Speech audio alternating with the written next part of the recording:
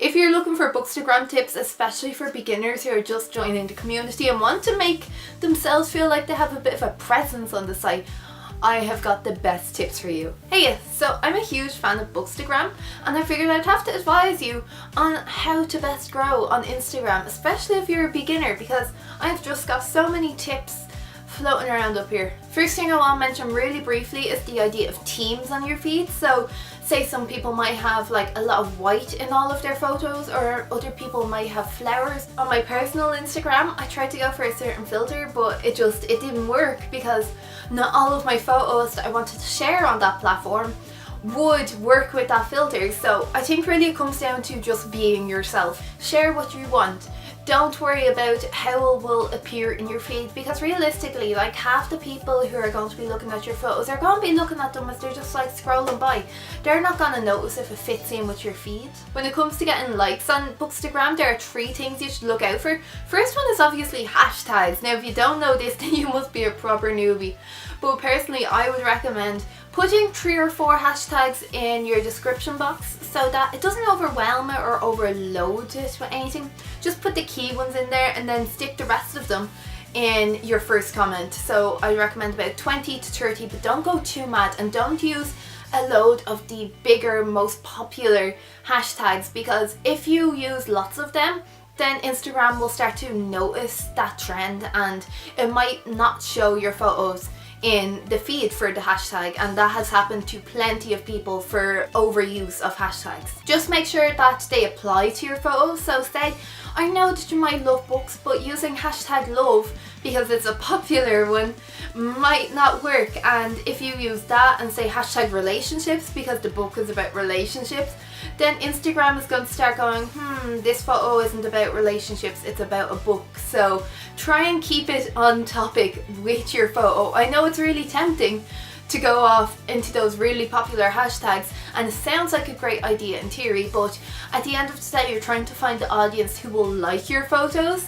And if people are scrolling through hashtag love and looking for pictures of couples being cute or something, and then they come to your photo of a book, they're likely not going to be the right people who you're trying to get your photo in front of. Next of all, you should also interact with people on the hashtags that you're using. So interact with the community, leave comments, and don't make them spammy comments. Make sure they're actual genuine comments. Read the caption on the photo if there is one. Look at their photo and go, oh, that's nice, I really like what they did with the colour, or I really like how they used light and dark. Don't just be like, oh, cool story bro, cool pic, like that, or just like an emoji. They're like the worst comments, so just don't bother with that. I know there are some like huge people on Instagram who are like, oh yeah, use one of those apps where it'll comment like a thumbs up or something else generic on like every photo on that hashtag for like half an hour. But like, who cares about those comments? Do they make you want to go check out the person who left that comment? Because for me personally, I just go, ugh, so generic. It's like someone coming onto my YouTube channel and being like, hey, will you check out my channel? It's like, no, leave me alone. Stop just trying to promote yourself. Be genuine. Be interactive. This is a community. You get back what you give. So give people lots of love and you'll get some in return. And then the third thing you can do to get more likes is join a pod, which I think is a relatively new thing on Instagram. I'm not really sure, but there are plenty of Bookstagram pods out there if you just go looking for them. Say on Facebook, look for Instagram and Bookstagram groups. Basically how a pod works is a bunch of people decide to get in a group together, and then once someone posts a picture, they send the link and everyone goes and likes that picture, so that'll show up on more people's timelines or feeds or whatever you call it with Instagram. This works really well because, much like with Facebook, the way that you can sometimes miss status updates and you won't see every single thing all of your friends post, same thing happens with Instagram where it won't show everyone everything. So if a post is doing really well, then it'll show the picture to more and more people that are following you, and you might be able to get it in like a trending kind of top posts area. And look, I know that some people are going to be like, oh, but doesn't that go against people liking photos that they actually like and getting them to appear organically, and it's kind of ruining everything that Instagram's trying to do? look, at the end of today, how many of us haven't messaged a friend being like, will you like my profile picture please, because nobody has yet, and I feel sad.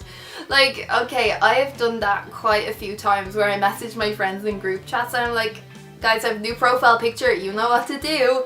Like, if you don't do that, well, then fair play to you, because you must have a lot of self-esteem and not worry about how many likes you get on Facebook. But I do worry about that sort of stuff sometimes, so fair play to you. When it comes to making your pictures really pretty though, there's lots of ways you can do it. I recommend using Lightroom if you have it on your computer, because it's just so much easier to edit and it gives you so much freedom, especially if you shoot your pictures in RAW. But if you're taking them like JPEGs, like you're using your phone or something, then there are lots of apps that you can use. You can use Canva, or I love Aviary, also Snapseed, which is developed by Google, and it changed my life in how I edit photos. Like, don't rely on Instagram. Their filters are great and everything, but they're kind of limited in what they can do.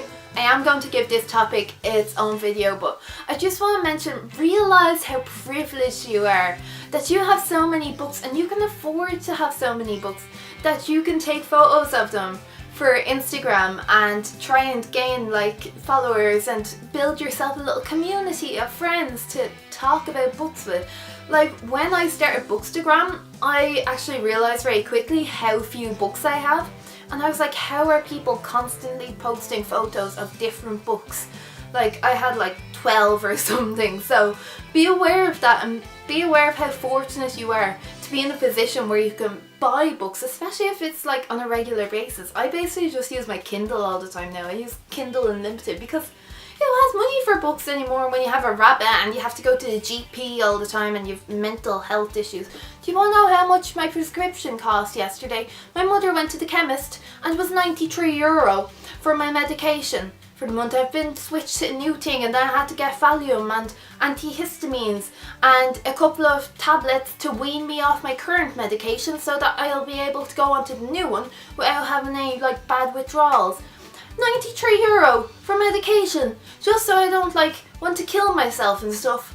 Like, at the end of the day, you can't put a price on your life or anything, but it'd be nice if it was a little bit cheaper to be able to keep it. But yeah, as I was saying before I went on that little ramble, be aware of your privilege that you can actually buy physical books and you can take photos of them in lovely pictures and stuff. And I hope you have fun. That is the thing that you have to concentrate on at the end of the day. Don't get too tied up in the numbers.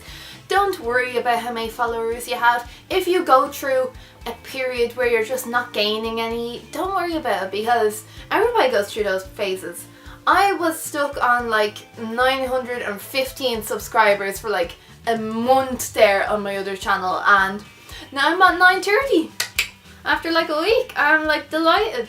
So also, if you want to subscribe to me on my other channel, you can do that up here, because I am super close to 1,000 subscribers. So if you like mental health, feminism, dating or spoken word, you'll love me. But don't forget, if you like this video and you want to see more of these videos about Bookstagram, Booktube, books in general, you should subscribe to me down here, because that's what you're going to find on this channel. And don't forget to hit the little bell down there so that you get notifications when I upload. In case you're really dedicated, I upload on Thursdays 8 PM.